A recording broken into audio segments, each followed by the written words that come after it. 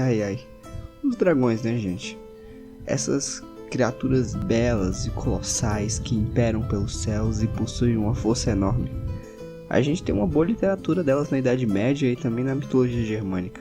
Raptando princesas, protegendo fortalezas impenetráveis e sendo verdadeiros desafios para os nossos aventureiros. Olha só, quem quer dizer que essa primorosa mitologia de uma monstruosidade foda ia virar um punhado de garotas fofinhas? Mas é claro, né?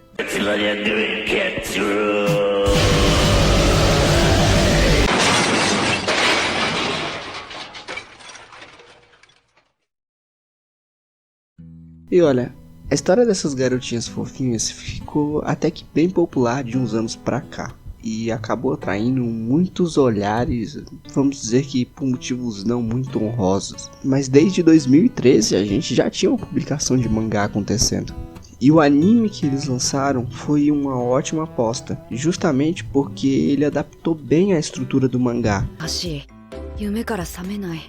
Poliu e deixou tudo bem mais bonitinho. Ainda que eles tenham seguido uma linha visual um pouco mais diferente do mangá, eles ainda assim conservaram algo mais simplista e cômico, com cores bem suaves, mas que ainda continuavam bem alegres. Pode não parecer tão importante, mas para o público isso é importante, porque ajuda a criar e a fazer com que ela se distancie de uma certa padronização, como se ela não fosse mais uma das milhares de salsichas enlatadas que a gente vê por aí, né? Acredito que a protagonista feminina também tem ajudado um pouco nisso. Você vai conseguir ver Dragon Maid por aí como Slice of Life, e olha, de fato a gente realmente acompanha um pouco do cotidiano deles.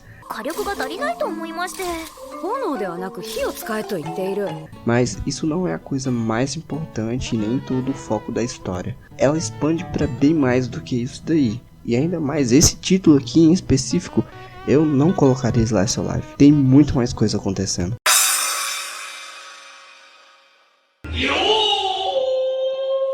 A Kobayashi era uma pessoa bem sozinha e bem solitária. Normalmente os dias vão se resumir à casa e ao trabalho mesmo. E se você já se sente colocado nessa história, sabe que isso é ainda mais forte para o público japonês, onde a gente tem uma cultura em que o trabalho ele consome muito da pessoa, e é a coisa mais importante que ela tem.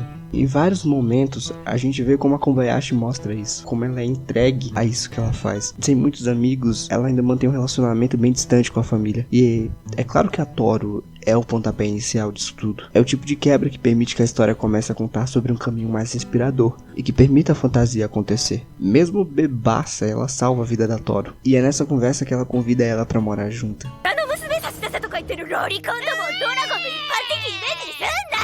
A Toru, ela é uma habitante de um mundo bem distante, bem mais medieval, longe das telas e do chuveiro quente. No início, quando a gente vê a Toru se dedicando aos trabalhos domésticos e até mesmo demonstrando um carinho muito grande pela Kobayashi,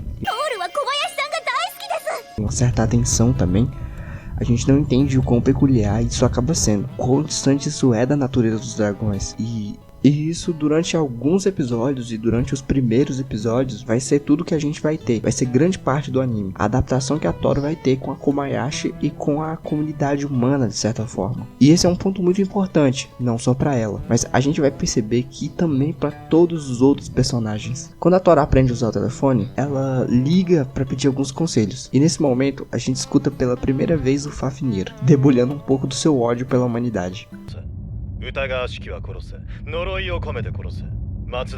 A gente começa a ter contato de como é o comportamento dos dragões de verdade, de fato, e o contexto do qual é esse mundo do que eles vivem. E você com certeza viu e notou a fixação da Kobayashi com o Maze. E ela explica isso, explica essa paixão que ela tem, esse certo fanatismo em diversos momentos. A forma como ela admira e...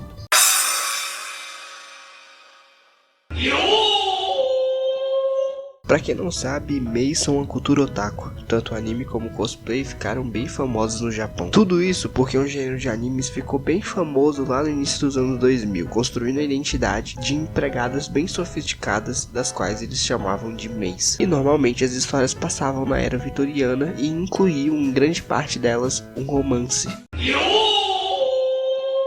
Por mais que a Toru se vista assim no anime, a gente sabe que não é a fixação nem o foco da história, na verdade. Esse elemento é muito mais usado para poder mostrar algo bem recorrente, que é normalmente como a história em vários momentos parodia a cultura otaku. Na visão de Dragon Maid, a história usa tudo que a constrói como forma de paródia. Eles deixam bem claro que o que a Toru veste é só um cosplay. O amigo de trabalho da Kobayashi, o Takia, ele é um otaku em segredo. Vamos dizer que os fãs de anime e mangá não são muito bem vistos assim no Japão. E é muito engraçado como eles discutem a cultura otaku, alfinetando muitos clichês da indústria.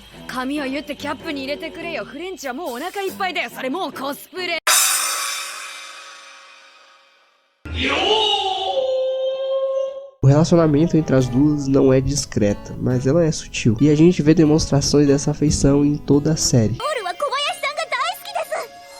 Mas ela acaba sendo bem superficial, assim como grande parte das outras histórias. E em toda a série nunca vai passar disso. Eu falei como os dragões fazem parte desse imaginário medieval, provavelmente em inglês. Mas a série faz muita referência à cultura escandinava. A Lukoa, por exemplo, é um dos dragões que a Toru fala no telefone.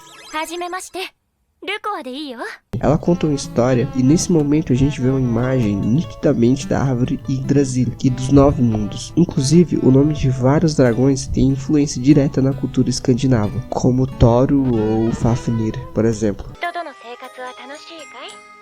E eu vou usar essa fala da Lukoa como ponte para poder falar sobre uma questão que é provavelmente a mais importante da trama.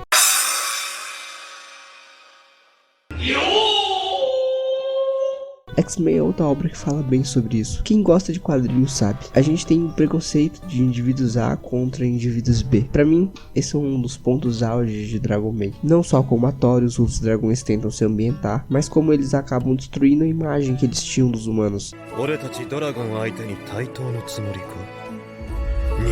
Sempre muito arrogantes e com um desdém muito grande. Até mesmo para Kobayashi é uma surpresa a relação e o convívio saudável que a Toru tem com muitas outras pessoas. E depois de deter um assaltante, ela imaginava um comportamento diferente do qual ela teve. Ver que os humanos se comportam de uma forma diferente do qual os dragões esperam é o que mais quebra a perspectiva deles. A gente também conhece a origem da personagem e vê cada vez mais o desprendimento dela com aquele outro mundo, dando cada vez mais valor à vida que ela tem agora. Posteriormente, a gente conhece a Kana. Diferente da Toru, a Kana foi expulsa do mundo dela, por suas brincadeiras que irritaram muitos dragões. Na verdade, a gente vai entender que a Kana faz isso justamente para poder chamar a atenção,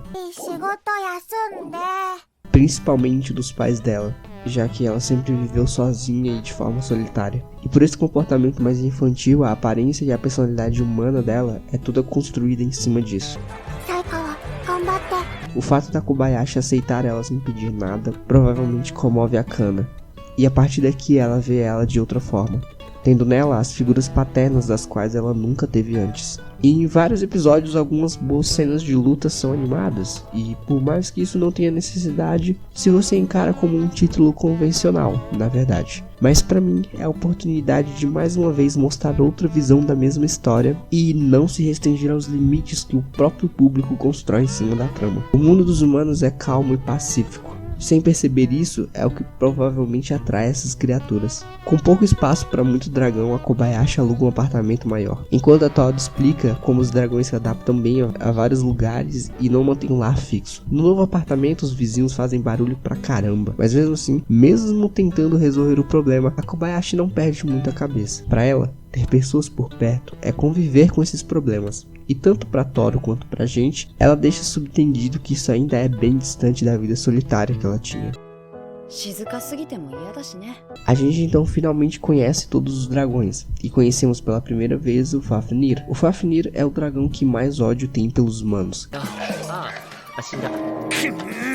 que beira uma superioridade muito grande. Mas mesmo ele acaba se aproximando cada vez mais do nosso mundo. Não só o Fafnir, mas para todos os dragões, acaba existindo algo que aproxima eles desse mundo, por mínimo que ela seja. Pra Toru é a Kobayashi, mas pro Fafnir, por exemplo, são os videogames e os seus gostos pessoais.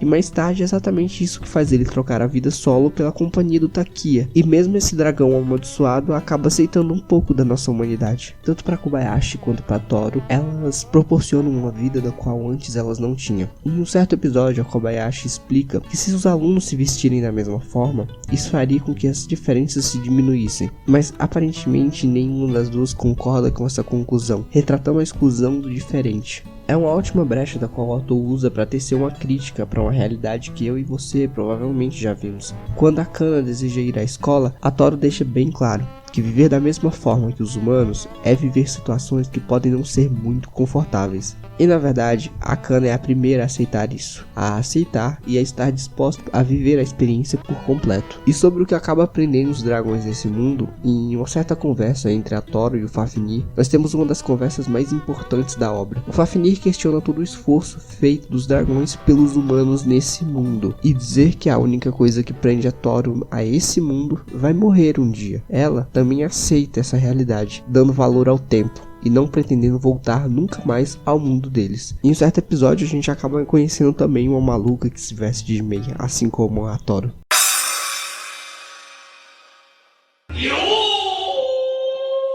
E chegamos a Comic Cat, que é o evento de cultura otaku da história. Eu tenho um carinho particular desse episódio. Na verdade, eu tenho um carinho por ele desde que eu vi esse episódio pela primeira vez. Em vários momentos, a história usa esse episódio para mostrar o amor pela arte, de forma geral. O como ela mantém tanta gente reunida em um só lugar e por uma só coisa. E não só as pessoas usam desse momento para poder aproveitar das obras e das criações e da arte de forma geral, mas elas também usam para ser quem elas realmente são, com os gostos que elas têm. Não só os humanos, mas como nessa feira a gente também acaba encontrando criaturas que vêm do mundo da Toru e como eles acabam se vangloriando da oportunidade de poder usar as suas formas verdadeiras e serem um pouco também de quem eles realmente são. Para todo mundo ali, a Comic Cat acaba sendo um lugar único, onde só existe aquilo naquele momento e com todas aquelas pessoas reunidas, o que torna esse momento mais único ainda.